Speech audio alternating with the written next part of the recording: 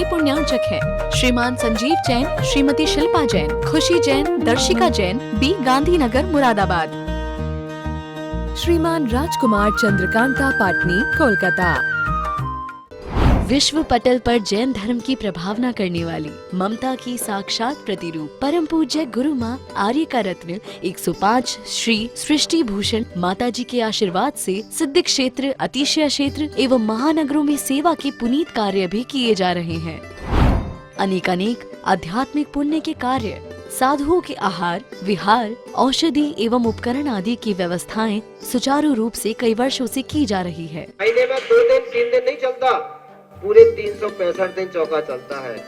और पहली व्यवस्था तो ये थी कि साधु पहाड़ पे भी जाता था तो वहाँ से आटा आदि की व्यवस्था है, जो भी सामग्री साधु को चाहिए होती तो पहाड़ पे भी जाती सामग्री जाती थी और वहाँ पर साधु को चौका आदि लगता था। ये बीड़ा उठाया, उनका ये मिशन है कि हर क्षेत्र पर साधुओं की त्यागी वृत्तियों के आहार की संपूर्ण व्यवस्था हो।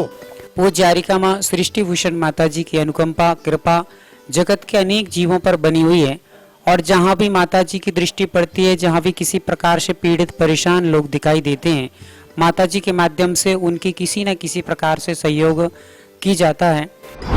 साथ ही सामाजिक सेवा के भी कार्य समिति द्वारा कार्यरत है। बच्चों की शिक्षा, गरीबों की सहायता, वृद्ध एवं असहाय लोगों को आश्रय दिया जाता है। गौ संरक्षण एवं संवर्धन के लिए गौशाला का निर्माण एवं चारा जैसी सराहनीय कार्य किए जा रहे हैं। देर न करें, आज ही जुड़ें ऐसे महापुण्य के कार्यों से।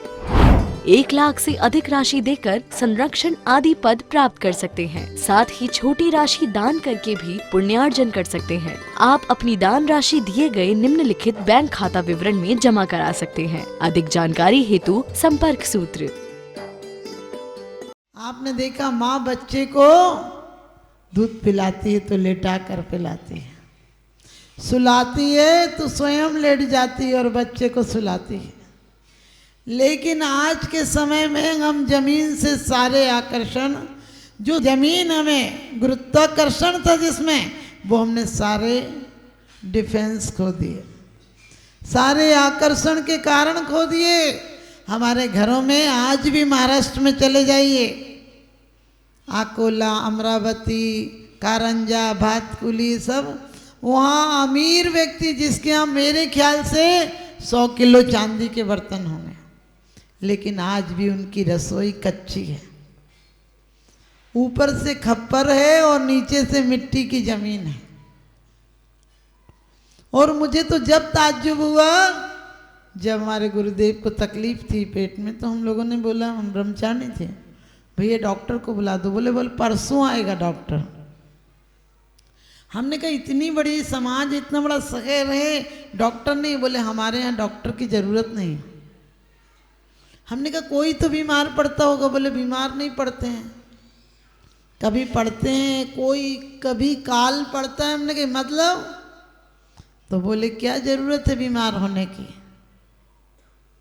और सच बताती हूँ कि तीसरे दिन डॉक्टर के आया, प्रेशर वाला आया, उसने 1 पॉइंट दबाया और दर्द ठीक हो गया। और आचार्य श्री की सहन शक्ति इतनी ज़्यादा थी कि इतना बड़ा फोड़ा हो रहा था तब भी केस लॉन्च कर लिया और खून के फव्वारे छूट गए। इतनी शक्ति में भी उनकी इतनी सहन शक्ति थी, लेकिन उस समय दर्द से इतनी पीड़ा थी कि बर्दाश्त से बाहर थी।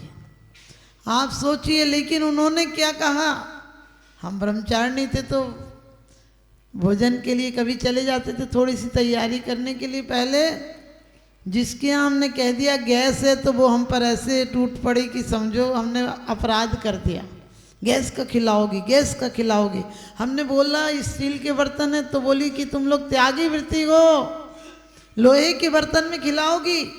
लोहे के बर्तन में शूद्रों को खाना दिया जाता है। सोचिए हम 4-5, हमने सोचा एक बूढ़ी औरत है, सब बोल रही 5 घर गए, 5 घर में हमें मुश्किल हो गया। मैंने बोल दिया तो समझो जीना मुश्किल हो गया।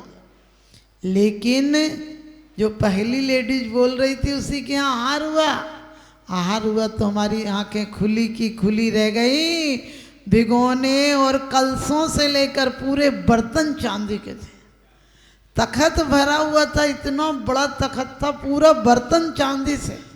हमने उसकी पुत्र वधू से कहा कि जब आपके यहाँ इतने बर्तन चांदी के हैं तो आपके यहाँ वो सब चीज़ें क्यों नहीं है जो आजकल होती हैं?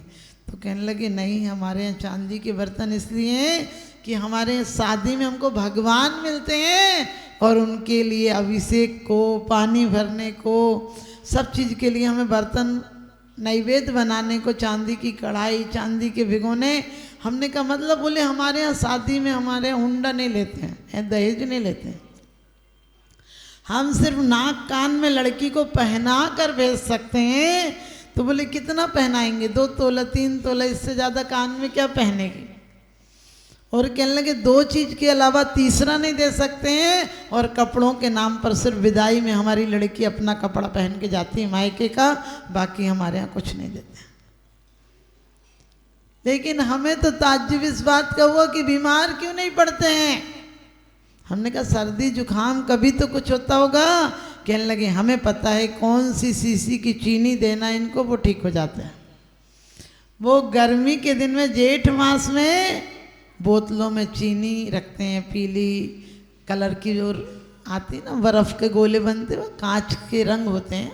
बोले हमें पता है कि कौन सी चीनी गर्मी में देना, कौन सी चीनी सर्दी में देना, और उससे हम 45 दिन धूप में रखते हैं और शाम के समय छाया में रख देते हैं ना, छप्पर के नीचे, और बोले उससे हमारी बीमारियां दूर हो जाती हैं। लेकिन आप देखिए वो लोग बीमार आज भी नहीं पड़ते हैं। लेकिन उन्होंने बड़ी अच्छी बात कही, घी पर रोटी, रोटी पे घी खाते हो तुम लोग, कैसे ठीक रहोगे? पचाओगे कहाँ से? और बहुत सारी चीज़ें जो उनकी बिल्कुल बिल्कुल सादा खाना खाते हैं वो लोग, बिल्कुल सादा खाना।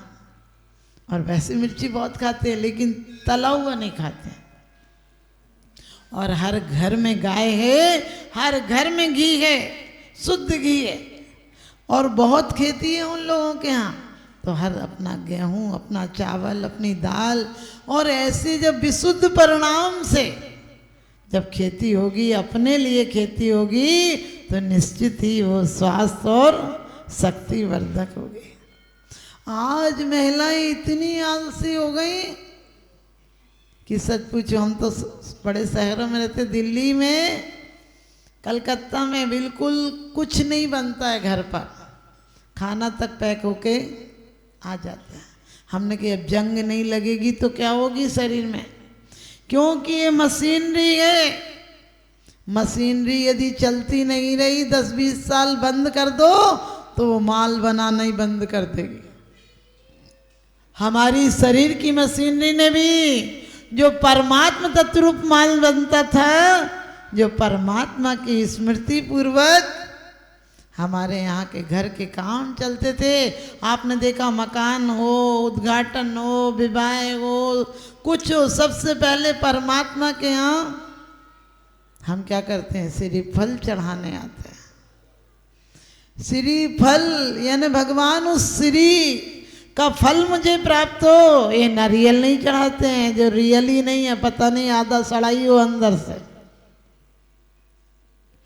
एक महिला बोली माता जी बच्चा बीमार रहता है। हमने कही अच्छा नारियल चढ़ाया था कि नहीं? बोले 10 रुपये वाला था। हमने कहा बस वैसा ही बेटा है, जैसा नारियल चढ़ाया था वैसा ही बेटा है।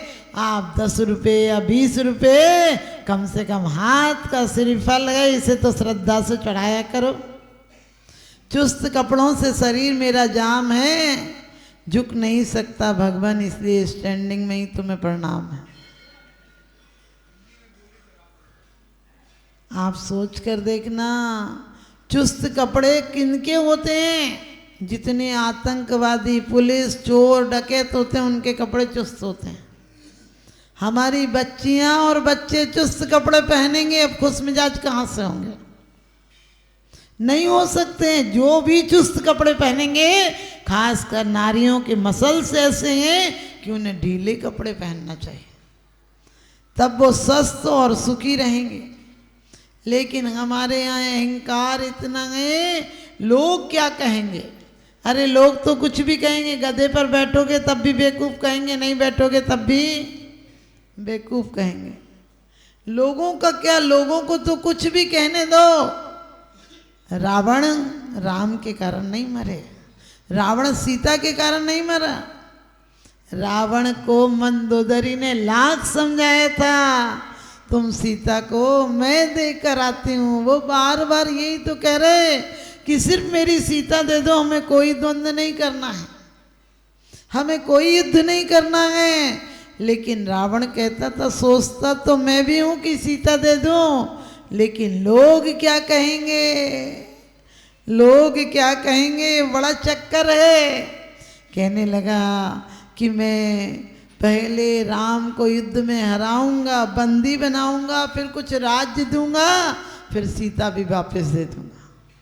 लेकिन कहते हैं हवस अरमान इंसा के कभी पूरे नहीं होते, अगरचे दिल से इसका मुद्दा निकले तो अच्छा है। मंथुरा ने भी कैकई को यही तो समझाया था, जहां से तू गुजरेगी राजमाता के जयकारों से पथ गूंज जाएगा। पथ गूंजा क्या? आज तक सदियों के बाद भी कोई अपनी बेटी का नाम कैकई नहीं रखता, जाकि काम महा कैकई के हो रहे हैं। कैकई पंडिता थी, युद्ध प्रवीण थी, ज्ञाता थी, व्यवहार कुशल थी, क्या नहीं था उसके अंदर। लेकिन वो सब नहीं सिखाते हो। रामायण महाभारत देखकर सलीके के कपड़े किसी ने नहीं पहने, और फुहड़ लोगों को देखकर कैसे कैसे कपड़े, पहले रंग जरा सा उतर जाए तो कपड़ा नहीं पहनते थे, अब देखो कितनी जगह से रंग उतर ही रहता है। पहले जरा सा पैमंद लगा हो कपड़े में तो लोग कहते थे क्या ये चिप्पी का कपड़ा पहन के जाएंगे, अब देखो कितने जगह से फटे होते हैं, जैसे कहीं का भिखारी चला आ रहा हो। हमें कोशिश करना चाहिए कि हम अपनी एक इज्जत इमेज अलग बनाएं। लोग कहें कि जैन समाज जैसा व्यवस्थित समाज दूसरा नहीं हो सकता है। हम कहते हैं अहंकार का भाव न रखो, अरे नमस्कार का भाव रखो, अहंकार का भाव नहीं आएगा। हम क्यों कहते हैं नमो अरिहंताणम, जिनके सारे अरि समाप्त हो गए, ऐसे अरिहंतों के चरणों में मैं शब्दों से नहीं झुकता हूँ, दिल से भी झुकता हूँ। आपने देखा जिसको दिल से चाहते हो और कोई बड़ा हो उस पर जान भी कुर्बान कर दो तो कम लगता है। कहते हैं मेरे सर को इस तरह कलम कर दो कि तुमसे जुदा हो तो कलम हो जाए। और हम तो यही कहते हैं भगवान अरिहंतों को नमस्कार, मात्र अरिहंत को नमस्कार नहीं है, अनंतानंत अरिहंतों को नमस्कार है। और हमें नमो अरिहंताणम, इसके अलावा हमारे जबान से नीचे अरिहंत नहीं आते, याद आते हैं क्या? सिर्फ हम नमो अरिहंताणम बोलते हैं। क्या अरिहंत हैं, कैसे गुणों को प्राप्त किया गए, कितने प्रकार से उपसर्ग अंतकृति और मुख केवली कितने केवली हुए हैं। किसी भी अवस्था से हम तो यहाँ जरा सी चीज़ों तो दिखाने की कोशिश करते हैं, कोई देख ले हमारे अंदर गुण है, लेकिन धन्य है अंदर के अरि को नष्ट किया गए। आप ध्यान रखना, आप जितने भी इंतजाम कर रहे हो स्वतंत्रता के लिए कर रहे हो, लेकिन उल्टा हो रहा है। आप धन का इंतजाम क्यों करते हो कि आप किसी के आगे हाथ नहीं पसारना पड़ेगा। धन होगा तो अच्छा नौकर रख लोगे, धन होगा तो किसी को काम पर रख लोगे, बुला लोगे, पैसे से कार खरीद लोगे, गाड़ी खरीद लोगे, मकान खरीद लोगे, अच्छे कपड़े खरीद लोगे, धन से व्यवहार निभा लोगे, धन से पद पालोगे। लेकिन कभी विचार के धन ने तुम्हें कैद कर दिया, धन ने तुम्हें स्वतंत्र नहीं बनाया, धन ने स्वच्छंद बना दिया। क्योंकि अंदर की संपत्ति हो तो स्वतंत्रता और सुख देती है, और बाहर की संपत्ति हो तो परतंत्र कर देती है। धन तुम्हारा गुलाम नहीं है। रुपयों ने कभी कहा कि हम तुम्हारे हैं। तुम सुबह सुबह रुपये गिनते हो, शाम तक गिनते ही रहते हो, दूसरे दिन कोई तगादा वाला आता है ले जाता है। वेश्या सम लक्ष्मी अति चंचल, या का कौन पतिहारा। वेश्या किसी की नहीं होती है, संपत्ति भी किसी की नहीं होती। आज तुम्हारे यहाँ कल दूसरे के यहाँ। तुम तगादे से पैसा लाए थे, दूसरा वाला आता तगादा से ले जाता है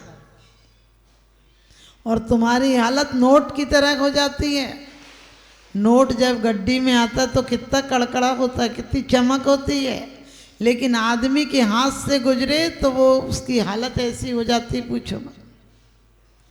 बदबू आने लगती है, फट जाता है, गल जाता है, क्योंकि जालिम ने जिस डाली पर नजर डाली, जालिम ने वही डाली काट डाली। तो धन तुम्हें स्वतंत्र नहीं बनाता है, मकान तुम्हें स्वतंत्र नहीं बनाता है, उसकी अपनी दिक्कतें हैं। लेकिन जो संपत्ति पाले, कौन सी संपत्ति जो मौत के पार भी जाती है, यहाँ की संपत्ति तो यही काम नहीं आती। विश्व पटल पर जैन धर्म की प्रभावना करने वाली ममता की साक्षात प्रतिरूप परम पूज्य गुरु माँ आर्य का रत्न 105 श्री सृष्टि भूषण माता जी के आशीर्वाद से सिद्ध क्षेत्र, अतिशय क्षेत्र एवं महानगरों में सेवा के पुनीत कार्य भी किए जा रहे हैं। अनेक आध्यात्मिक पुण्य के कार्य, साधुओं के आहार, विहार, औषधि एवं उपकरण आदि की व्यवस्थाएं सुचारू रूप से कई वर्षों से की जा रही है। महीने में 2 दिन 3 दिन नहीं चलता, पूरे 365 दिन चौका चलता है। और पहली व्यवस्था तो ये थी कि साधु पहाड़ पे भी जाता था तो वहाँ से आटा आदि की व्यवस्था है, जो भी सामग्री साधु को चाहिए होती तो पहाड़ पे भी जाती सामग्री जाती थी और वहाँ पर साधु को चौका आदि लगता था। ये बीड़ा उठाया, उनका ये मिशन है कि हर क्षेत्र पर साधुओं की त्यागी वृत्तियों के आहार की संपूर्ण व्यवस्था हो। पूज्य आर्यिका माँ सृष्टि भूषण माता जी की अनुकंपा कृपा जगत के अनेक जीवों पर बनी हुई है और जहाँ भी माता जी की दृष्टि पड़ती है, जहाँ भी किसी प्रकार से पीड़ित परेशान लोग दिखाई देते हैं, माता जी के माध्यम से उनकी किसी न किसी प्रकार से सहयोग की जाता है। साथ ही सामाजिक सेवा के भी कार्य समिति द्वारा कार्यरत है। बच्चों की शिक्षा, गरीबों की सहायता, वृद्ध एवं असहाय लोगों को आश्रय दिया जाता है। गौ संरक्षण एवं संवर्धन के लिए गौशाला का निर्माण एवं चारा जैसी सराहनीय कार्य किए जा रहे हैं। देर न करें, आज ही जुड़ें ऐसे महापुण्य के कार्यों से। 1 लाख से अधिक राशि देकर संरक्षण आदि पद प्राप्त कर सकते हैं। साथ ही छोटी राशि दान करके भी पुण्यार्जन कर सकते हैं। आप अपनी दान राशि दिए गए निम्नलिखित बैंक खाता विवरण में जमा करा सकते हैं। अधिक जानकारी हेतु संपर्क सूत्र। इस कार्यक्रम के पुण्यार्चक हैं श्रीमान संजीव जैन, श्रीमती शिल्पा जैन, खुशी जैन, दर्शिका जैन, बी गांधीनगर, मुरादाबाद। श्रीमान राजकुमार चंद्रकांता पाटनी, कोलकाता।